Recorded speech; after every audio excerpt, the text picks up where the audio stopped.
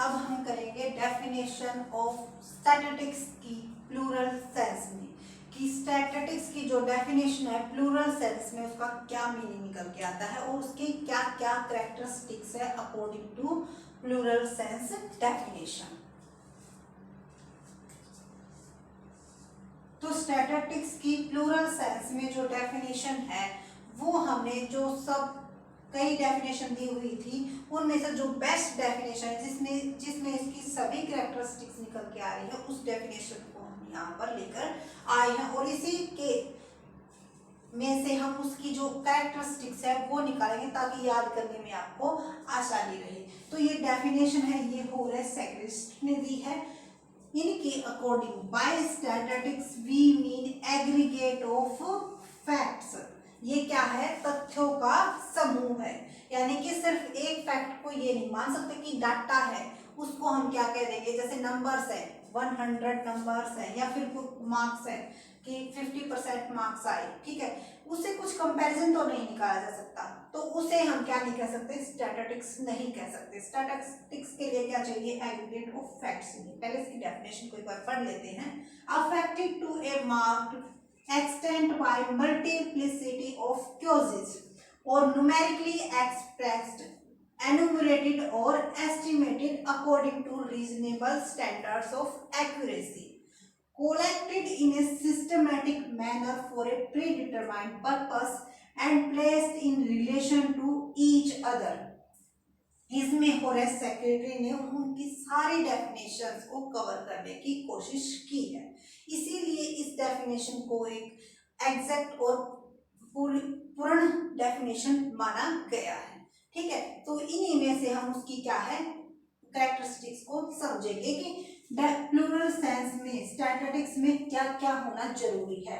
अगर ये एक भी कैरेक्टरिस्टिक्स अगर नहीं होती है, कोई भी अगर मिस होती है तो उसे हम स्टैटिस्टिक्स नहीं कहेंगे। तो सबसे पहले स्टैटिस्टिक्स में क्या होना चाहिए? एग्रीगेट ऑफ फैक्ट्स होनी चाहिए। ये इसकी फर्स्ट कैरेक्टरिस्टिक्स हो गई कि एग्रीगेट ऑफ फैक्ट्स, यानी कि तथ्यों के समूह को ही हम क्या कहेंगे? स्टैटिस्टिक्स कहेंगे। जैसे कि हमने स्टूडेंट्स के मार्क्स लिए, ठीक है, हमने ये ले लिया कि बीकॉम में स्टूडेंट्स के इतने मार्क्स आए, ठीक है, उसे हम ये नहीं कह सकते, मान लो बीकॉम में स्टूडेंट्स ले लिए कि 500 स्टूडेंट्स है बीकॉम में, इससे हम क्या कोई कंपैरिजन निकाल पाएंगे? जी नहीं। लेकिन अगर हम ये लेते हैं कि बीकॉम में 500 है और बीएससी में 400 है और बीए में कितने हैं? हमारे 600 हैं, तो इससे हम क्या कंपैरिजन निकाल सकते हैं कि सबसे ज्यादा हमारे किस में, हमारे कॉलेज में बीए में स्टूडेंट्स हैं, उसके बाद बीकॉम में, और सबसे कम किस में है? बीएससी में। तो इस तरह से हम क्या कर सकते हैं? कंपैरिजन कर सकते हैं आपस में। तो एग्रीगेट ऑफ फैक्ट्स का होना बहुत ही जरूरी है, यानी कि तथ्यों के समूह का होना जरूरी है। अकेले एक नंबर्स को हम स्टैटिस्टिक्स नहीं कह सकते। उसके बाद affected to a marked extend by multiplicity of causes, तो ये इसकी सेकंड कैरेक्टरिस्टिक्स होगी कि इसके पीछे जो रीजन होता है वो कई रीजन होने चाहिए। जैसे एक पर्सन है, मान लो वो मेहनत ही नहीं करता है, तो क्या वो कुछ अर्न कर पाएगा? नहीं कर पाएगा। उसके पीछे क्या रीजन है? मेहनत ना करना। तो अगर वो मेहनत करने लगेगा तो कमाने लग जाएगा। तो अगर एक फैक्ट से वो अफेक्ट होता है तो उसे स्टैटिस्टिक्स नहीं कह सकते, क्योंकि उस जिस फैक्ट से वो अफेक्ट हो रहा है उस फैक्ट को अगर हटा दिया जाए तो वो क्या हो जाएगा? नॉर्मल हो जाएगा। तो इसीलिए अगर कोई भी हम किसी का भी डाटा कलेक्ट करते हैं स्टैटिस्टिक्स में तो उसके पीछे बहुत सारे रीजन होते हैं। जैसे कि इन्फ्लेशन, तो उसे हम क्या कह सकते हैं? स्टैटिस्टिक्स कह सकते हैं, क्योंकि जो इन्फ्लेशन है उसके पीछे बहुत सारे रीजन है। क्या पता डिमांड बहुत ज्यादा हो, क्या पता उस चीज की सप्लाई कम हो रही हो, क्या पता वहां के जो एम्प्लॉइज हैं उन्होंने अपनी सैलरी की डिमांड बढ़वा दी हो, क्या पता वहां की जो कंपनी है उसका किराया इंक्रीज हो गया हो। तो बहुत सारे फैक्ट हो सकते हैं, उसके पीछे कई रीजन हो सकते हैं, तो उसे हम क्या कहेंगे? स्टैटिस्टिक्स कहेंगे। एक अकेले अगर फैक्ट से अफेक्ट होता है तो उसे हम स्टैटिस्टिक्स नहीं कहेंगे। उसके बाद न्यूमेरिकली एक्सप्रेस्ड, वो नंबर में एक्सप्रेस्ड होना चाहिए। इसीलिए कहा जाता है क्वालिटेटिव टर्म्स को स्टैटिस्टिक्स क्या नहीं कर सकती, मेजर नहीं कर सकती, और ये इसकी लिमिटेशन भी बन जाती है। जैसे ये कहे कि राम श्याम से सुंदर है, तो ये कोई स्टैटिस्टिक्स नहीं हुई, उसकी हाइट उससे लंबी है। लेकिन अगर ये कहा जाए कि राम की हाइट 5 फुट 2 इंच है और श्याम की हाइट 5 फुट 5 इंच है, तो हम उसका नंबर्स के बेस पर क्या कर सकते हैं, कंपैरिजन कर सकते हैं। तो न्यूमेरिकल में एक्सप्रेस होना बहुत ही जरूरी है। ये होगी उसकी थर्ड कैरेक्टरिस्टिक्स। उसके बाद एनुमरेटेड और एस्टिमेटेड नंबर्स को हम एनुमरेटेड भी कर सकते हैं और एस्टिमेटेड भी कर सकते हैं। एनुमरेटेड का मतलब होता है गणना करना। जैसे जो पॉपुलेशन होती है वो कैसी होती है, हमारी जब पॉपुलेशन काउंट की जाती है तो वो क्या है, एनुमरेटेड। हर एक के घर घर में जाकर नंबर्स पूछे जाते हैं कि आपके घर में कितने मेंबर्स हैं, हर एक से डाटा कलेक्ट किया जाता है, तो उसे बोलते हैं एनुमरेटेड। और एस्टिमेटेड जब ऑन एन एवरेज यानी कि सैंपल्स के बेस पर हम क्या निकालते हैं, अपना कंक्लूजन ड्रॉ करते हैं, तो उसे बोलते हैं एस्टिमेटेड। तो जो स्टैटिस्टिक्स है, अगर आपका एरिया लिमिटेड है तो हम क्या सॉरी तो हम एनुमरेटेड को यूज करते हैं, और आपका एरिया बहुत बड़ा है तो हम किसको, और टाइम पीरियड बहुत कम है तो हम किसको यूज करते हैं, एस्टिमेटेड मेथड्स को यूज करते हैं। According to reasonable standard of accuracy, ये इसकी फोर्थ कैरेक्टरिस्टिक्स हो गई कि उसमें क्या होनी चाहिए, रीजनेबल एक्यूरेसी होनी चाहिए। जैसे कि अगर हम सोना ले रहे हैं तो ग्राम का भी इफेक्ट पड़ता है। अगर हमने सोना 10 तोले लिया, 12 तोले लिया और उससे 1 तोला भी कम हो गया तो बहुत ज्यादा इफेक्ट पड़ता है। तो अकॉर्डिंग टू आपके वर्क और बिजनेस के अकॉर्डिंग उसकी रीजनेबल एक्यूरेसी क्या होगी। ये नहीं कह सकते कि भाई 1 ग्राम का कोई इफेक्ट नहीं पड़ता, जी नहीं, उस चीज की वैल्यू देखी जाती है और उसके बेस पर ये लगाया जाता है कि इसका इफेक्ट पड़ेगा या नहीं पड़ेगा। तो रीजनेबल एक्यूरेसी होनी बहुत जरूरी है।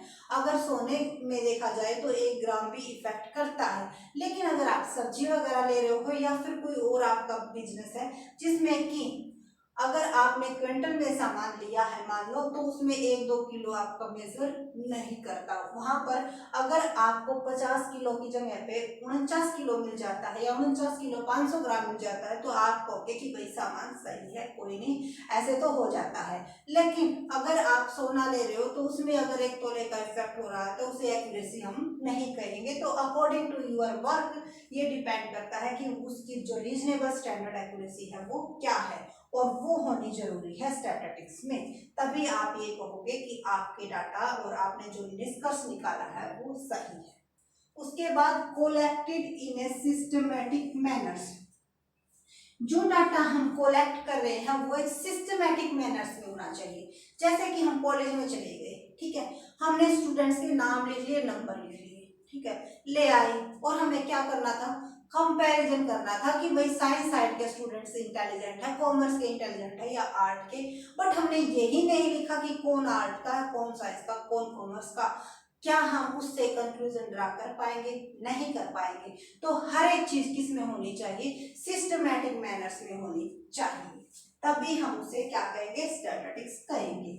For a pre determined purpose, तो ये इसकी कौन सी थी, 6 कैरेक्टरिस्टिक्स, और ये कौन सी हो गई, 7 प्री डिटरमाइंड पर्पस। जो जिसके लिए हम डाटा कलेक्ट करने जा रहे हैं उसका पहले से ही हमें क्या होना चाहिए, मालूम, पर्पस मालूम होना चाहिए कि किस लिए हम डाटा कलेक्ट कर रहे हैं, क्योंकि अगर उसका पता होगा तभी हम एक्यूरेट डाटा को कलेक्ट कर पाएंगे। उसके बाद and placed in relation to each other, उनमें आपस में क्या होना चाहिए, रिलेशन होना चाहिए। ये नहीं कि किसी की हमने हाइट ले ली, किसी का वेट ले लिया, क्या उसको हम कंपेयर कर पाएंगे, जी नहीं। उनमें क्या होना चाहिए, रिलेशन होना चाहिए। अगर हम हाइट का कंपैरिजन करें तो सभी की हाइट लेंगे, वेट का कंपैरिजन करें तो सभी की वेट लेंगे, और दोनों का करें तो दोनों का माप लेंगे, हाइट का भी और वेट का भी।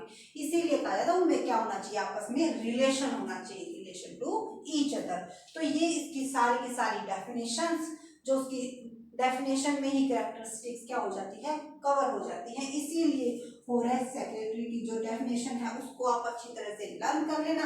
अगर आपको डेफिनेशन समझ में आ गई तो इसका पूरा का पूरे ही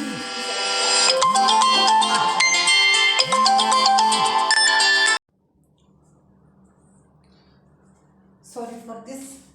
आई होप आपको इसकी डेफिनेशन क्लियर हो गई होगी। इसकी डेफिनेशन के अकॉर्डिंग ही हम क्या कर रहे हैं, इसकी कैरेक्टरिस्टिक्स को लर्न करने की कोशिश कर रहे हैं। और अगर आपको इसकी डेफिनेशन क्लियर हो जाती है तो 100% आपको इसकी कैरेक्टरिस्टिक्स भी सारी की सारी लर्न हो जाएंगे। साथ में एक बार इनको रिवाइज कर लेते हैं कि कौन कौन सी कैरेक्टरिस्टिक्स है। सबसे पहले है एग्रीगेट ऑफ फैक्ट्स, तथ्यों का समूह।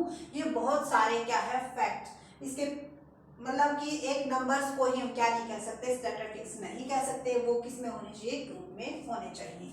उसके बाद affective to a mark extend by multiplicity and causes, बहुत सारे क्योज उस चीज को इफेक्ट करते हुए होने चाहिए। किसी एक क्योज के इफेक्ट से अगर उसमें चेंज आता है तो उसे हम स्टैटिस्टिक्स नहीं करेंगे। उसके बाद न्यूमेरिकली एक्सप्रेस, जो हमारा डाटा है वो किस में होना चाहिए, नंबर्स में होना चाहिए। अगर क्वालिटेटिव टर्म्स में है तो उसे स्टैटिस्टिक्स नहीं कहेंगे।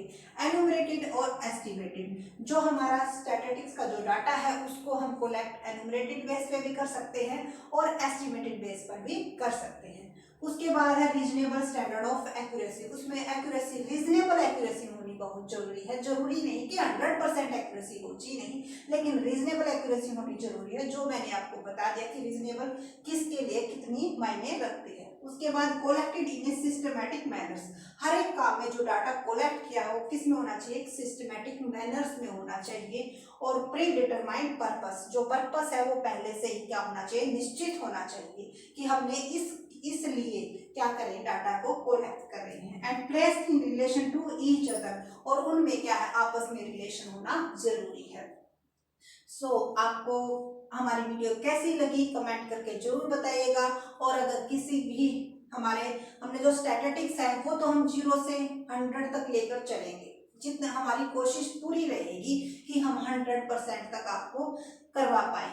लेकिन अगर आपको कॉमर्स या अकाउंट से सब्जेक्ट से रिलेटेड भी अगर कोई प्रॉब्लम आती है तो आप वो भी हमें कमेंट करके बता सकते हो। अगर आप वो बताते हो तो हम उनकी भी वीडियो जरूर डालेंगे। लेकिन स्टैटिस्टिक्स के लिए बहुत ज़्यादा रिक्वेस्ट आ रही थी तो इसलिए हमने स्टैटिस्टिक्स को स्टार्ट करना जरूरी समझा। So thank you for watching this video and please subscribe and share with your friends. Thank you.